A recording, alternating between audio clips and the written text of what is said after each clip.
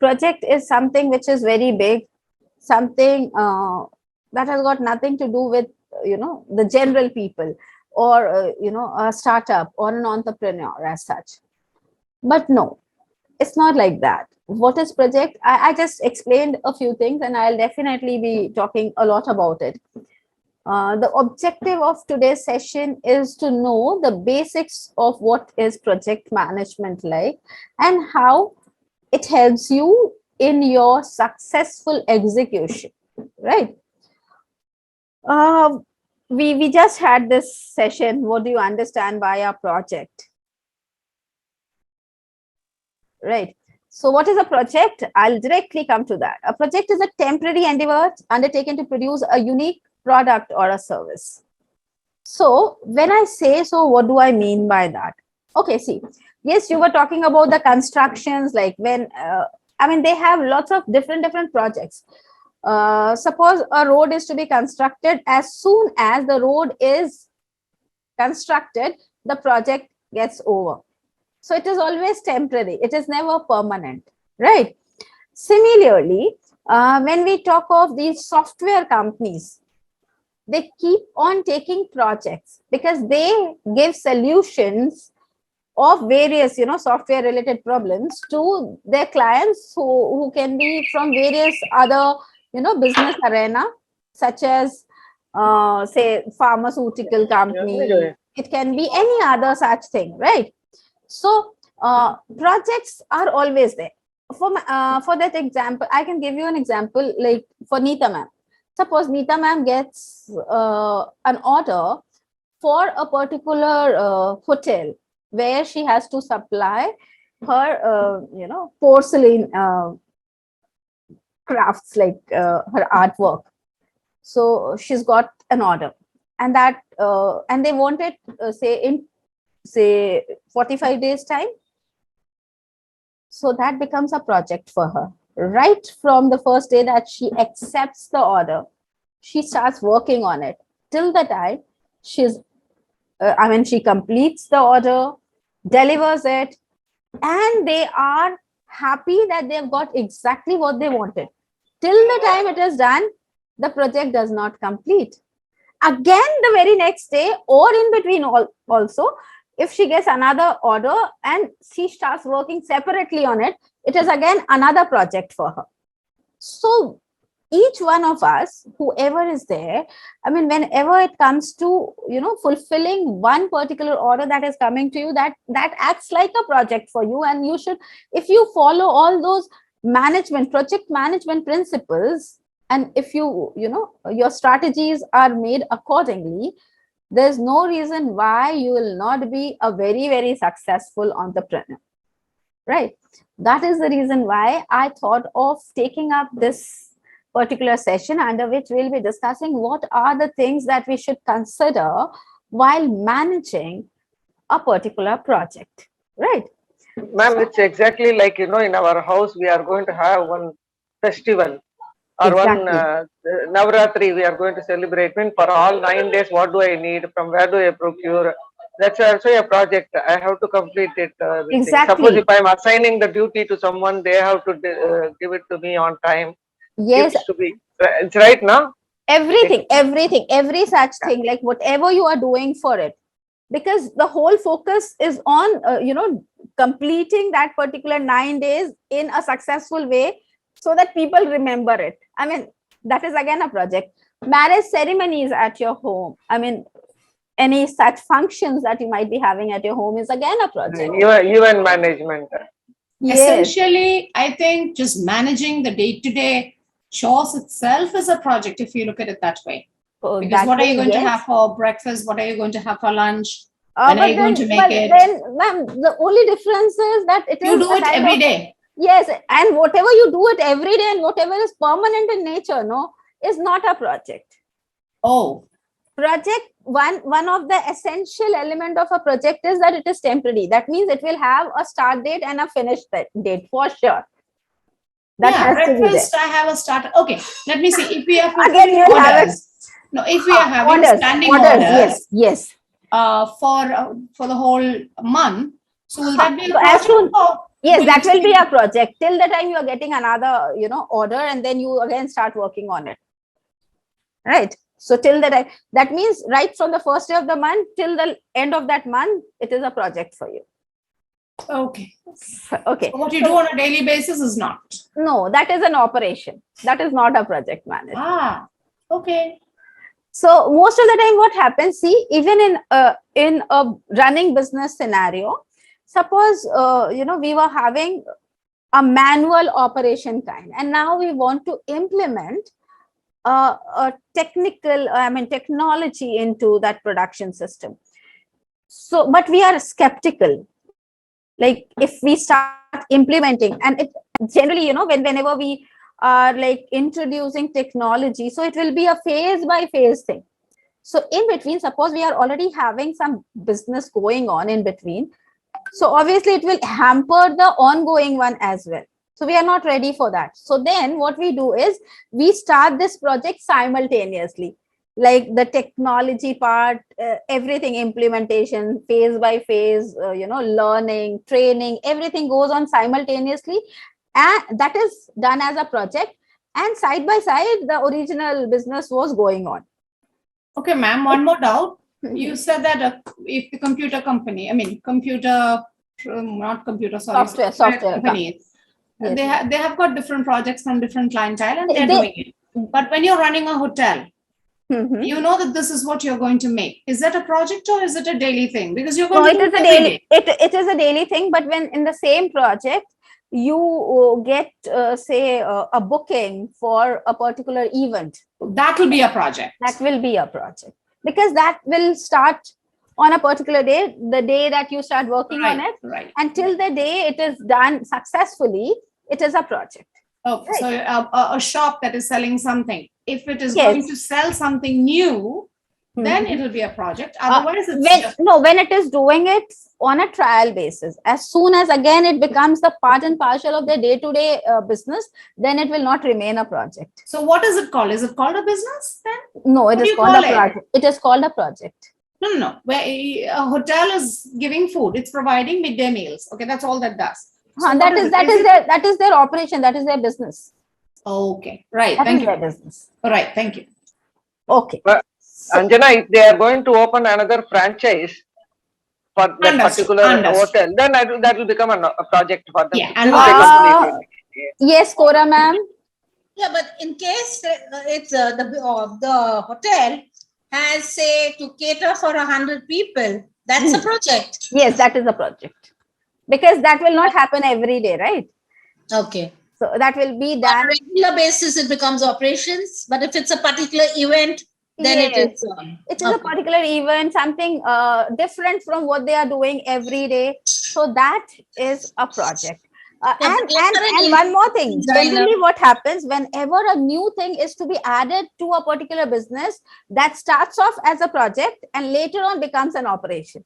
Yeah, but Mamta ma'am, for instance, for an interior design, every new job they take on becomes a project. Yes, it's a project.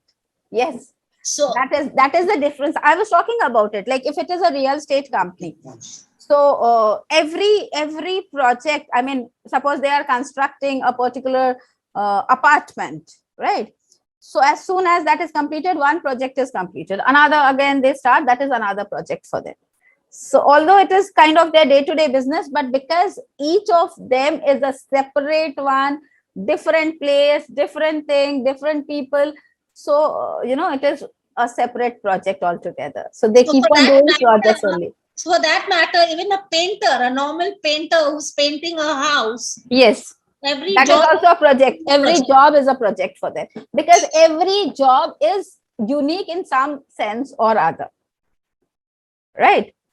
Yes. So, okay. So, what is project management? I was just talking, we were talking about project. Now, what is project management? Is the implementation of the specific knowledge, skills, tools, and techniques to deliver something of value to the people who might have given you the project, right?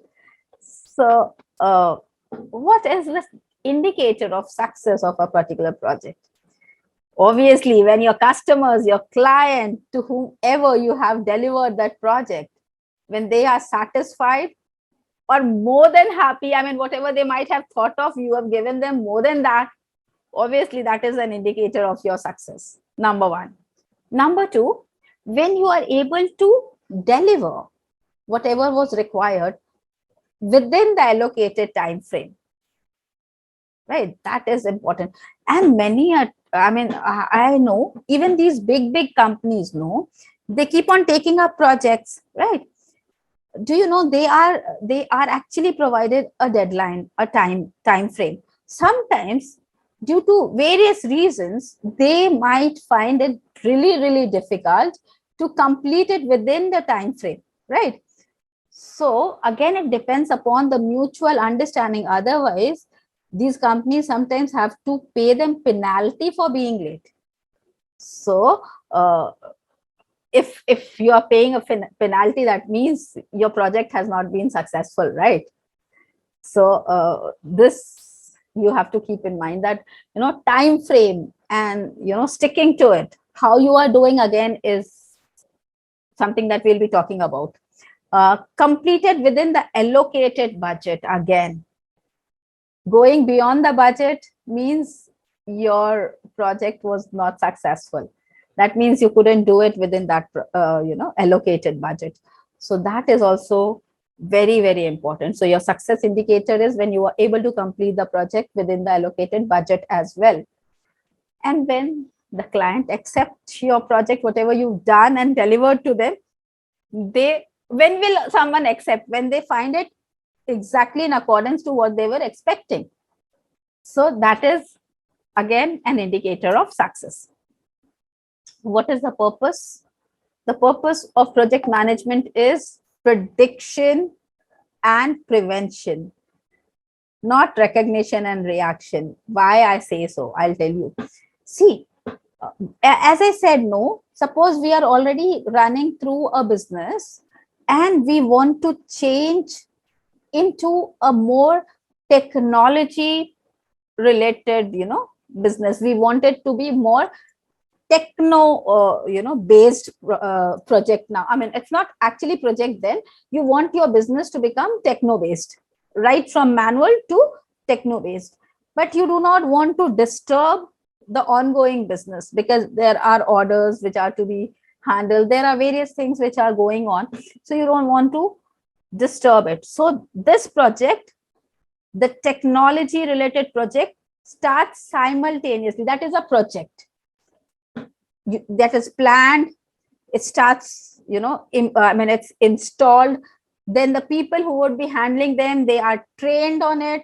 It goes on simultaneously till the time the production system actually simultaneously starts over there. And when it is successful, then it is incorporated in the operation system, and the project gets completed over there and becomes a part of a operation. Are you getting the point? So this happens simultaneously so that the running business does not get disturbed. So that is a kind of a prevention also. And if this is successful, so then you can understand that later on also, if the project is successful, that means the operation will also be successful. So that is a kind of a prediction also. So projections, these projects are generally done for prediction and prevention. It is not meant for any kind of a recognition or where people would be reacting, why this is happening, why this is not happening. No, it's not for that. This is actually meant for, I mean, it's a kind of, you can say, an experiment that might happen. I mean, and if it is successful, you can implement it. It's a kind of such thing, right? So projects are of different types. We can talk about these different types later. But for now, each project has their own needs, and we'll be talking about this. And the basic constraint of any project, I mean, it might be from any field. These are the three basic constraints, and you have to function within these three boundaries. So how you will adjust yourself is what is the most important thing. Time, cost, and scope. Now what happens? Generally, whoever entrusts you with a project, gives you a project, will have a lot of expectations, will have a lot of things that they want to be delivered, right? And they'll tell you what all do they want. So that becomes the scope. and you have to fulfill it. Number one. Number two, they'll tell you till what time do they want it and what is their budget like. So all these three are very, very big and important constraints. Now, what happens? See, what is the impact of these constraints? If the scope is, wide, if they are asking you for many, many things all put into it. So obviously, if the scope is wide, increased, so fulfilling will require more time and more cost. So these are the impacts. If the scope is wider, so the time needed will be more, the cost incurred will also be very, very high. Cut to, if they say, do whatever you want, but I want it within this time frame. So other things do not matter to them. What matters to them is the time. So if it is time, then what is to be done? So you will be bringing in more people to work day in and out so that it can be completed within that time frame. Yes or no? Logically, that is what we do. No, if the time is less, so we'll be employing more people to work for us, right? We'll work for more hours.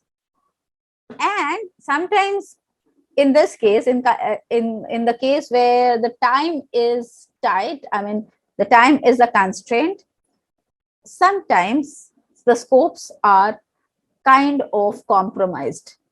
So this is the other impact. Third, when the budget is a constraint. So obviously then they have to compromise with the scopes, number one. But yes, the time can be increased. If I have less people to work, I don't have that much of budget, so I have less people to work. So I'll make them work for a longer period of time. So the time will increase. So the time will expand, but the scopes will reduce. Generally, in these two cases, in the case of tight time schedule and in the case of tight budget, the scopes are generally compromised. I don't say entirely, but to a certain extent. Right? Okay. What are the key areas? Man, this is like those sums we used to do in school. If 5 people could do this much work in 10 days, how many will 20 people complete it? Exactly. If you're getting less money, suppose money is less, so obviously you know that you will not be able to employ more people or more resources. So what can you do? If you can just afford to say employ just 2 people. Now a work which requires 4 people to work on it, but you have employed 2 people. So obviously what will happen? 4 people could have completed it in say 25 days.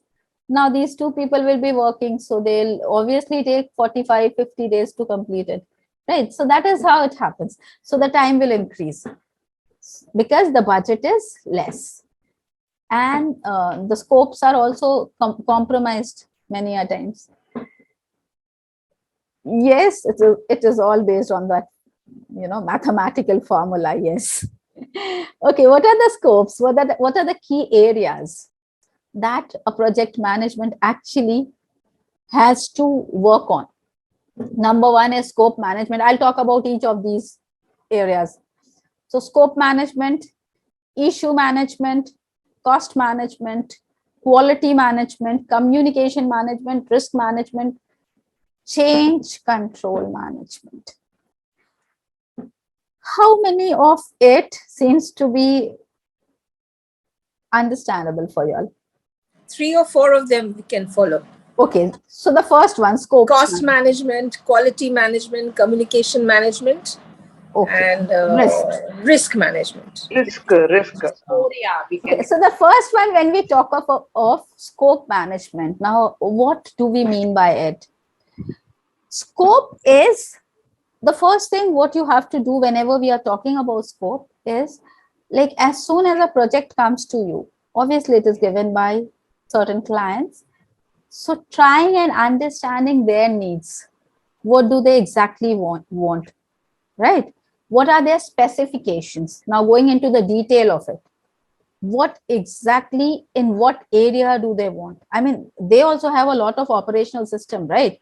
What is it that they are looking for? So everything that they want in a descriptive manner is kind of documented. And then you need to think about it, because that is very, very important. You have to plan it in such a way that you exceed their expectation, rather than, going anything less than that. So it has to be planned in a very, very cautious manner, being very, very pedantic about each of these small details. So scopes management means going into the description of the needs, documenting it properly, breaking it down into, I mean, it's known as work break, I mean, it's work breakdown structure.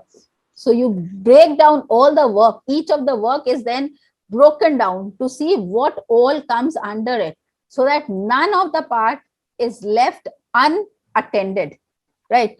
Everything should be taken care of. So that is under scope management. And then when it comes to issue management, what do you think can issues be? Issues are like whenever you see that, as soon as you start thinking about what all you have to do, so then obviously you'll come across certain constraints as well. There will be a lot of constraints. You will find that, sometimes getting a few of these inputs is difficult. Completing it within the time frame might be a issue for you. So all those issues are then again documented, checked out, and then a particular plan to be made as to how to overcome and get a solution to all these issues, so that it does not hamper the success of your project. Any sort of any problem, any obstruction that might come, how would that be handled? Who would be responsible? Everything, I mean, every detail of it. Who will be responsible for it? Who will take care of it? How it will be done? Whom to go to? Things like that. At the end, I'll be giving you a few checklist for you. What all, I mean, they will be the key to your success of a project. What all do you need to do in order to make your project successful? And as a person, what you should be doing, that also I'll be talking about. So issue management, then all those obstructions, all those things which are needed to be taken care of. Where will you be getting the supply from?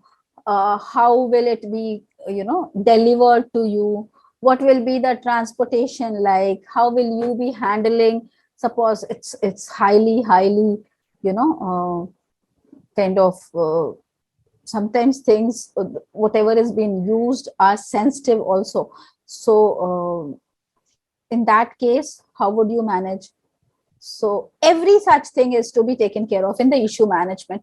And then you start thinking about, after that, it's cost management, under which what is your budget like, and what are your costs on the inputs, on the people who will be working, on the licensing part. I mean, everything that you will have to put into the project, what will be the cost incurred. And mind you, you have to think about the profit part as well.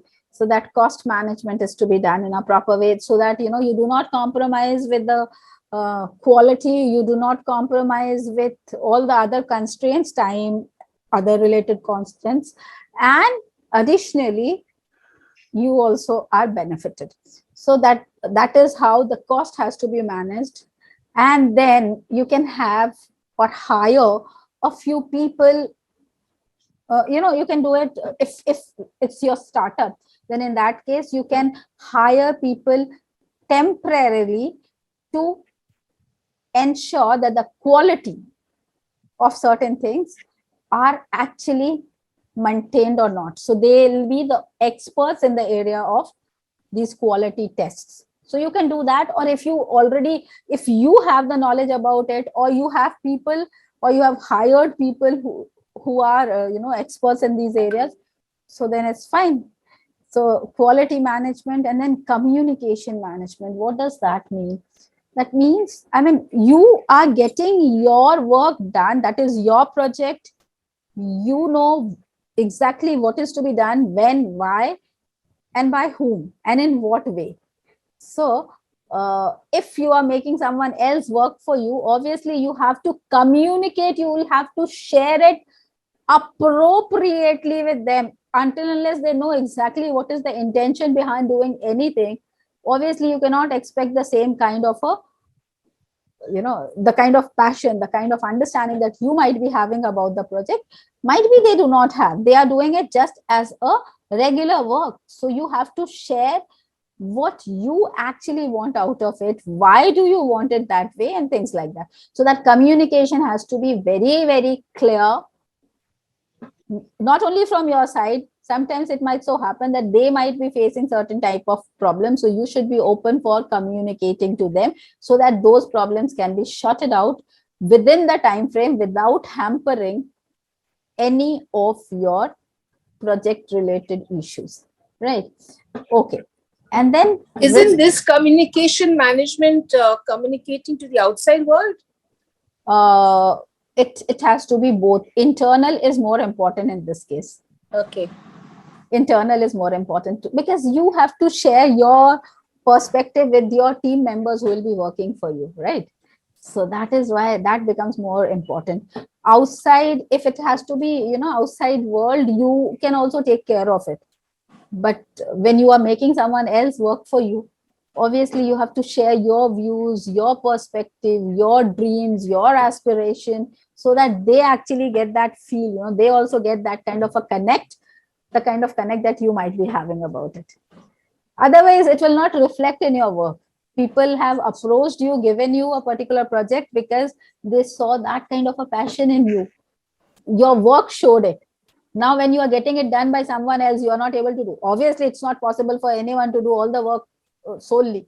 So in that case, you'll need help of others. But if you are not able to share your, aspirations in a proper way, obviously they'll not be able to share your, kind of perspective. So that is the reason why communication becomes very important over here. Outside world, yes, but more than that, internally. Okay. Then comes risk management. There are ways. I mean, as we just talked about, we have a lot of constraint, time constraint, budget constraint. Now, just imagine you are using an input which is highly fragile, right? A lot of risk involved, right? Any mishandling may lead to a lot of losses. Yes or no? And because you are constrained by budget, you are constrained, might be, not only budget, the other thing is, getting the supply again might, take away some time also from you, which will again be a big, big problem for you. So that is why, how will you manage the risk? So what are the things that you are going to do for it? Will you be having buffer with you, buffer stock? If you keep buffer stock, obviously then your money will get stuck over there. And might be you will not need it, then what? If not, then what is your plan B for it, right? So will you be getting it insured? What all are you going to do in order to reduce the risk that you can very well understand might be associated with, the operation while you are working on it? So that is again a very, very important area.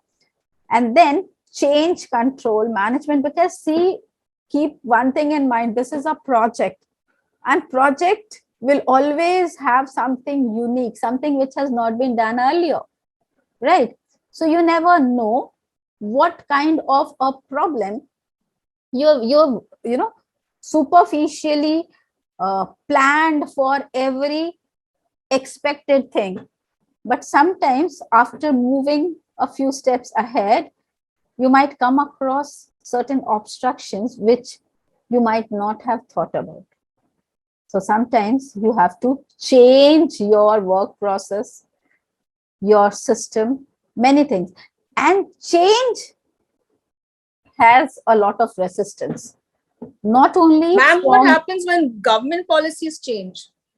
That also is a big issue. That also has to be taken care of, right? If the government policy changes, so how will you be adapting to it? You also have to adapt accordingly, right? So how will you be controlling it? These are all part of change management, change control management, because changes are generally resisted.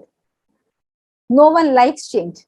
So how will you bring about that change without having to face the resistance? So that, I mean, that is done again step by step, process by process.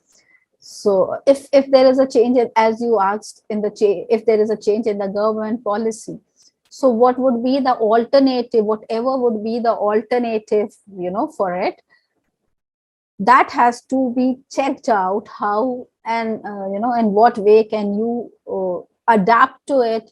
Will it have any adverse effect on your project? What is the way out? There'll always be a way out, because whenever the government changes the policy, government also knows that there has to be a secondary, a backup system over there, so that those who are already working on it will not have to face a problem. So these changes doesn't happen overnight, or doesn't happen without giving you any backup thing. So that will always be there. So what you just have to manage it, right? Like how Corona affected our life and we had to change control management. I'm sure everybody in the world had to do that. Everyone. That was something which no one had ever thought of, right? So it was, I mean, when you think about it, now that when we think of it, I really feel so relaxed that we were able to overcome that particular period. It was, when you just think on it, ponder on it, what all happened. I mean, for almost 6 to 7 months, there was no activity at all. No one working, nothing as such. I mean, the life was a standstill. And still all of us survived, came out of it. Is something which can Ma'am, be, it was not no one was working. No one was working outside. But inside the house, you were all working. Yes, but I mean, what I'm saying is economy was kind of at a standstill. Yeah. Worldwide economy really took a backseat. But the kind of leap we took after that is commendable. And then it actually opened avenues for all of us. I was a teacher. I'll tell you, I was a teacher. Everyone became businessmen, women and men overnight. I mean, no, I started because of the pandemic. Yes, that is what I'm saying. That is what I'm saying. See, I was a teacher. I had been teaching for somewhere around 22, 23 years by then, when this pandemic set in. But I had always been teaching offline. Never thought of anything such as online, and when I was sitting back, like I sat back for 2-3 months, and obviously, that depression started cropping in slowly. What am I doing? I'm doing nothing, sitting. I mean, then my son actually suggested me, Mom, why don't you start something online? I said, what are you talking about? I've never done it. I mean, I don't say that I don't know how to handle these things, but then, I was not that comfortable with it. And he kept on insisting me, and then I applied for an academy, and slowly as the process went on, I started getting interested in it. First 3-4 days, it was like I was a kid going all of a sudden going to start a job kind of a thing. I was really nervous. I did not know. I mean, till then I was used to of having students in front of me whom I could see, whom I could, interact with. But when it came to an academy, I could not see any of the students over there. Here, like, I can see you all still, but there I couldn't see any of them. It was just their names which I could see, and sometimes whenever they, wrote to me in the chat box, that is what I saw. Other things, I just had to imagine that there are people sitting there who are listening to me. So it was really difficult. But then after that, now I'm in such a condition. I don't want to go to college now. Whenever they are saying, I mean, I have to. I just came back from the college, but then, I have to go there for lectures and all. And I really don't like nowadays to go there. I mean, I have got so used to of being online now. So yes, of course, it has opened a lot of avenues for people. So any such condition always comes with a lot of opportunities as well. Okay, so this is again very, very important part of a project management. We need to understand that every project has to go through these phases. These are the phases of a project life cycle: initiation, definition, planning, implementation, deploying, and closing. Can you see two things? I said, no, it has to have a start date and an end date. So initiation and closing, these two are very, very important part, right? And then definition, planning, of course, we'll be talking about them all. What happens in the initiation phase is we define all the needs. We've been given all the needs. We start defining what all are the intrinsic part of the needs that have been given to us, right? I said you just one thing. See, this is an event. I want you to, manage it. And I just want this event to be something that people will remember very fondly for a long, long period of time. So that was my need. Now, what all do you have to think about is something that you will understand. Like when it is an event, so now you'll think, how will people keep it in mind for long, and that too fondly? People keep things in mind even for, when they have a very bad experience. But then I'm talking about remember it fondly. Now, how? So then you will start thinking about each of the part of that event, which will create any kind of an impression in the minds of the people over there, whoever will be a part of that party. So you have to become very, very pedantic. Smallest details are to be taken care of: the sitting arrangement, the music, the flower arrangement, the ambience, the cleanliness, the sanity, the food, the gifts, the presentation. Every little thing is to be thought of. So I just gave you one need of mine, but you needed to define it into detail to make it actually happen. Yes or no? So that definition of the need at the initiation phase, what is required is the need is to be defined and broken down. I mean, every smallest thing has to be taken care of. One thing, once the need is defined, now you have to think what will be your return, because why will you pick up a project where you will have no profit at all? You'll not do it, right? Why would you dedicate your time, energy, everything? So you have to check out your return on the investment as well. Whatever you are going to invest into it, it's not only the money that you invest, it's your time, energy, your passion, your love for your work. You are investing everything into it. What are you going to get in return?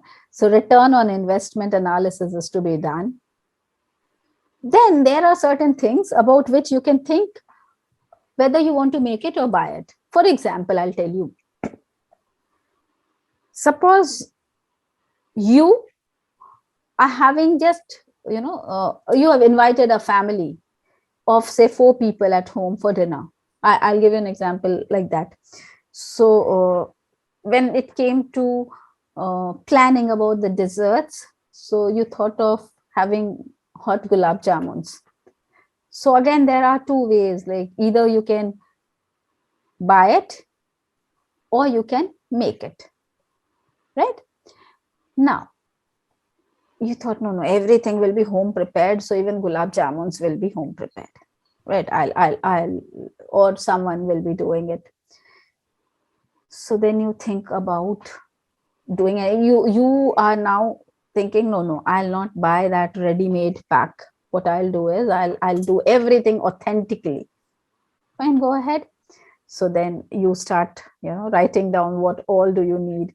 So the milk required, uh, vinegar to, I mean, every detail in sugar, syrup, ghee, etc., etc., etc. And then you don't know how to make it. So you will be hiring someone who will be doing it for you at home. And then you saw that each of that gulab jamun costed you somewhere around 40 rupees. Right. And when you buy it from the market, it will be somewhere around 25 rupees. Now tell me, what is more judicious? I mean, buying it or making it? Ma'am, this is a case of penny wise, pound foolish. Yes. So, but again, cut to the same condition. Now it is for, say, 100 people or 200 people. That will be more economical when you make it, when you get it made at home. That will be more economical. So you have to check it. This has to be checked out, whether making would be a wise decision or buying would be a wise decision for the various elements that are the part of your project. So make or buy decision is important. That also has to be thought of right at the beginning, right at the initiation phase. And then the budget are to be developed. Again, the budget. Can you see? Now you'll be again thinking of where and how you'll be putting in your money so that it actually works accordingly. So once the initiation phase is completed, you have planned everything, and whether to make or to buy, what will be the budget, like everything is now planned out. Now you'll start defining it, determine the goals and scope. By what time will you be completed with what kind of a work? What will be the scope of the project? What all can be the constraints? So how will you handle those constraints? Then you will be assigning the jobs to the people over there. So you will identify who is good for what, and then you will be assigning those jobs and roles to them. Define the communication channel. Everyone should know whom to go to in case of any requirement. So communication channel to be defined and conveyed to everyone. Methods of communicating, what should be the frequency? Many a times in many projects, what people do is that they every alternate day or every day at the end of the day, they all come together virtually or physically, and then they discuss out what was the development of the day. So that again has to be done. And then the risk management planning, if there is any kind of risk associated, so how to manage it, whether by insurance or by having experts, or by having certain tools and furnitures which will reduce the risk associated, things like that. So it is all defined completely. Once this is done, then comes the planning phase. Where will the resources come from? Then the work breakdown structure. Suppose you have to make say a wall clock, right? So that is just one work that you see, but there are lots of other works associated with it. Suppose there are sheets of the fiber. So one work might be cutting it into the size. The other work might be, having those numbers fixed over there, and then putting in the needles. The third work. Fourth work might be like, putting on a frame on it, and then having a glass cover or whatever fiber on it, and then having that machines put into it, and then packaging. I mean, there are so many work associated with one making of just one wall clock. So the work has to be broken down. because each one has a specialized work to do. So they should know exactly what is the work that they need to do. So that work breakdown structure is to be taken care of. The project schedule has to be developed. Till what date, what will be done, so that each of the, consecutive work that follows one after another has to be done within a time frame, keeping the buffer time in mind, so that the project is delivered on time, right? And then quality assurance plan. I told you, how would you assure that the quality is good? Once everything is done, now your own, you can have your own expert who will be checking out each of the phases in a proper way to ensure that the quality is exactly in accordance to the customers or the client's need, right? And then once the expert has ensured it, then the client's representatives, before giving it over to them, before delivering it to them, they'll be invited and they'll be asked to handle it one by one and then give their own opinion on it. If they are satisfied, then that quality is assured, and then the next phase happens. Then only they go in for delivering it. So this is, we just talked about the work breakdown structure, right? So this is how it happens. See, this every work is then, whatever is a deliverable, 1, 2, 3, whatever they might have asked you for, then you can think of what are the tasks associated with it. So whatever might be the task, then what can be the task under it, like the subtasks. We just talked about it, right? And then under those subtasks, what other works do they need to do? So this is how it happens. So first 2 level, define a set of planned outcomes that collectively and exclusively represent 100% of the project. These are all project scopes, right? And then these are the subsequent level. They represent 100% of the scopes of their parent nodes. So once these are done, this will automatically be done, right? So you have to break down each of the work to understand the smallest work which is needed to be done and taken care of within it. See how pedantic, how detailed you have to be in order to complete your project. Something that seems to be so ordinary. Oh, what's the big deal? I'll be getting an order and I'll be fulfilling it. But if any little thing which is left out will lead to a non-repeating of the order from the same client again. So that is the reason why you need to be very, very careful about these things, right? So then comes the implementation phase. Execute whatever, as now everything has been planned. Now only the execution is required. Execute the project plan and then obviously accomplish the project goals.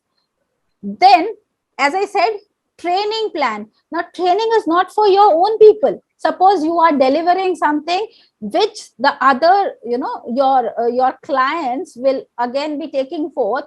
So their people have to be trained by you, because that is a product which is provided by you. So you are responsible for training them on it. So training plans, how the system will be created, that also you have to do and give it over to them. So system build, and then the quality assurance. Again, as I told you, I just told you, that the representation or representatives of the client are then called upon. They check it, they are trained, the system is constructed, and then the second phase of quality assurance is done. One from your side, and then the second from the client side also. Then again, deployment. All the other people. Earlier it was only the representative. Now the entire actual system, where the people, most of the people who will be working on it, they all are trained. So user training, production review. Once it goes live, then it goes live in front of you only. So when the things go live, then the production is reviewed, and once it is done, then they start using, and your project gets completed. So your project gets completed means you have to move to the closing phase. So now the contract needs to be formally closed. So a contractual closeout, then post-production transition happens. You obviously will be taking care of their needs as and when it arises later on also. And obviously you've learned a lesson by then, a project is completed. Now, having said this, what are the key to a successful project management? As I just said, y'all, there are these 13 points that I'll be telling you. Please do not hesitate to follow this. Know what your project is like, define it properly, understand the project life cycle, whether it is in the initiation phase, whether it is in the defining phase, what phase it is, because you will work accordingly. Keep everything very simple. Don't complicate. You saw, no? Why did we break down the work structure? To make it simple. Simplest work to be done. I mean, I talked about that wall clock, no? So the person who will be cutting a piece out of the fiber has to do only that cutting. So as simple as that for them. The person who will be fixing the numbers, they just have to do the fixing thing. And sometimes even simpler.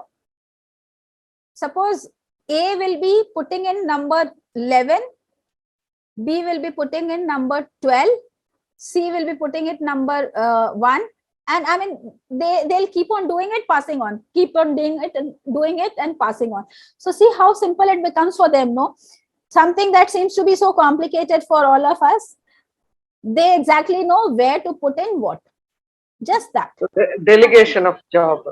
Yes. I mean, so you should be making it very simple.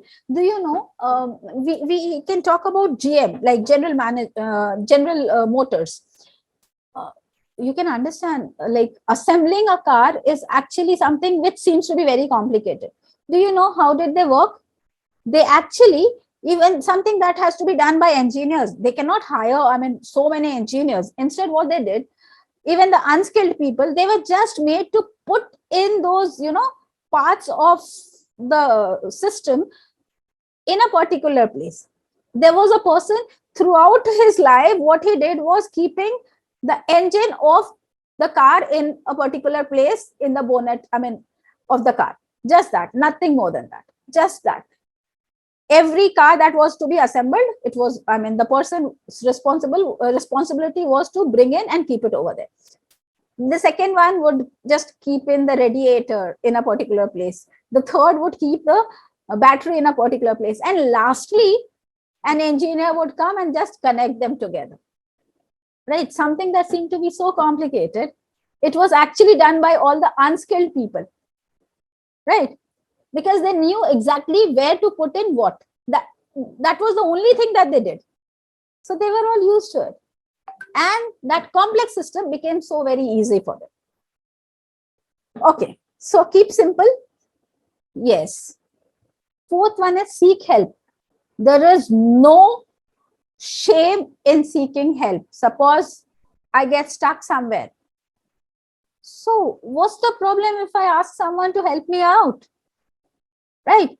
So don't, I mean, if you actually want your project to be successful, please do seek help as and when and whenever required. Ask questions. If you're not able to understand, just don't, you know, jump to conclusion. Don't think that whatever you will be thinking will be correct. Ask questions. There's no harm in it. Enlist your mentors. I also have a lot of mentors. You all should also have a lot of mentors. Like you might be an expert in a particular field, but you might not know everything about it. So please have a few mentors on whom you can rely whenever you require. You can ask them, you can seek their help, right? Identify your go-to people. Whenever there is any kind of problem, you should have a few people in your list to whom you can go for, you know, any such remedial, you know, requirements.